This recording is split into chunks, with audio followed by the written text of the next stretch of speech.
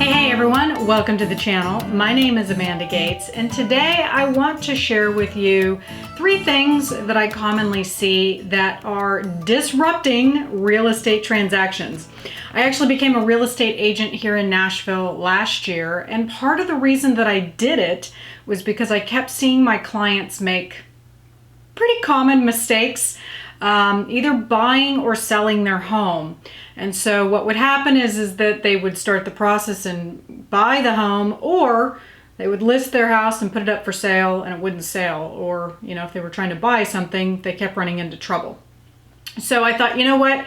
Maybe instead of going in behind the mistake, I should get ahead of it. So that's why I went into real estate, was to help people see transactions and to see real estate from a Feng Shui state of mind. Because at the end of the day, everything is energy. So if a transaction is really bumpy and there's a lot of headaches and a lot of issues, that means there's kinks in the energy. I always talk about on this channel, if you watch other videos of mine, I talk about the concept of the kinked hose. So, if your hose is kinked, you're not going to be getting a whole lot of water, aka energy. So what we want to do is we want to unkink that hose and try to make those transactions as smooth as possible. So today I want to share with you 3 things that I commonly see, and I will make the suggestion, if you are a real estate agent or if you're about to buy or sell a home and you're interested in learning more about energy, I would recommend that you get on my real estate newsletter, because I share a lot of the things when I go out and I show homes, or when I'm about to list a home, I see particular things, and so I commonly share those in my newsletter, just to give people kind of a heads up of what could be putting a kink in that transaction. So the 3 tips that I'm going to share with you today are 3 things that I commonly see again and again and again that are tripping up transactions. So whether you're about to buy a home, whether you're about to sell your home, or if it's a rental property, these are things that are going to hinder that transaction. So the first one I want to share with you is something that I commonly see, and I've actually done a video before on this same detail, where when you open up the front door, you really want that chi to be expansive. You want that home to welcome you into this space. And if you open the door and you slam into a wall, that's going to hinder the chi. That's going to put a block on anything really occurring smoothly in that transaction. And in this particular case on this home, not only did you open up, and walk into a wall, but you were also simultaneously walking into stairs. Oh my God. And the door wouldn't even open all the way. You could open it partially, but if you tried to open it all the way, it actually ran into the stairs.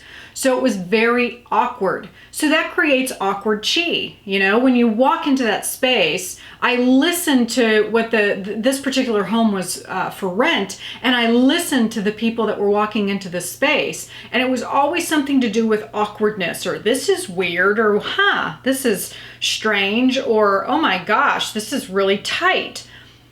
None of the things that people were saying were positive. So that's a clue. So pay attention to the things that people are saying when they come into the home, and things that people say. And also pay attention to the history of the house, which will be really important when we get to tip number 3, or house number 3, I should say. So this particular house, walking into stairs and a wall at the same time, and a front door not being able to open all the way, is definitely going to hinder that transaction. And in fact, this house has seen many homeowners, and it's been a rental for many, many years, and they haven't been able to keep tenants in it, and it's always hard for them to rent, and this is why. So this one is really tricky, because this is a design detail that cannot be changed. But what they could do is change the door. So my recommendation to the person that owned this home that was utilizing it as a rental was to change the door to a glass door, allow more light in and allow that chi to feel a little bit more flowing, and to also add a mirror in the space to help open it up. All right, house number 2. This is something that I'm seeing a lot here in Nashville, where the lots are getting smaller and the houses are getting bigger. So taking a little tiny lot and shoving a house all the way to the max on the lot to where there's absolutely no yard. This particular house does have a front yard in it, but it's pretty small. And how many people really hang out in their front yard? Very few. Most people would traditionally hang out in a backyard. And in this particular example, there is no backyard. The backyard is a garage. And then the side of the property is a driveway to get to the garage. So when we're looking at this from a Feng Shui state of mind, your resources are maxed out. You've literally taken all of nature away, which is vital chi, and you've thrown concrete and a house and a garage on top of it. And again, I see this a lot, where the lots are getting smaller and the houses are completely taking up all the space. So this could potentially affect this transaction, because the person that's coming to this deal may not have the resources to allow it to go through.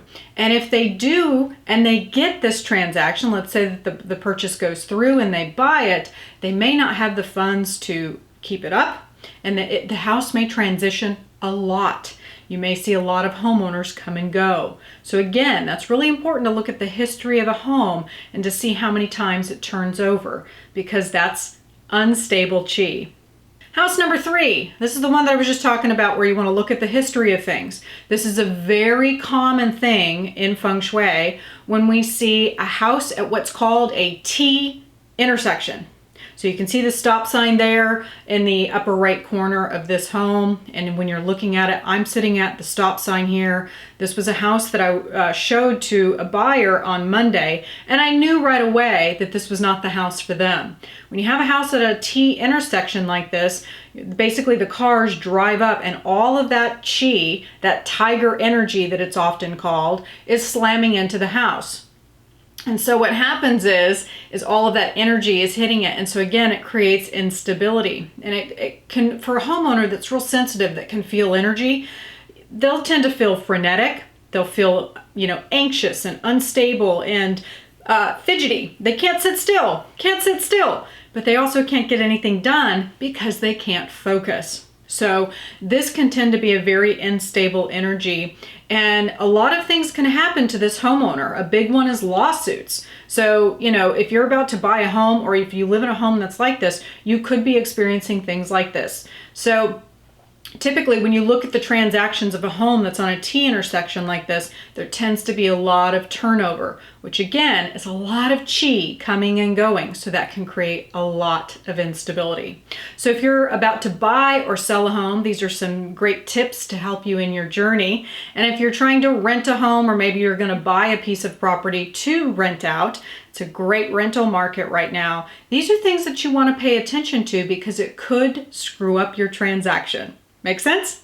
All right, everyone, I hope that you've enjoyed this video, and I hope that it helps you. My name is Amanda Gates. If you'd like to learn more about me, you can head on over to my website, which is gatesinteriordesign.com. And hey, if you like the channel, be sure to hit that subscribe button below. All right, everyone, trust the vibe, because the energy never lies.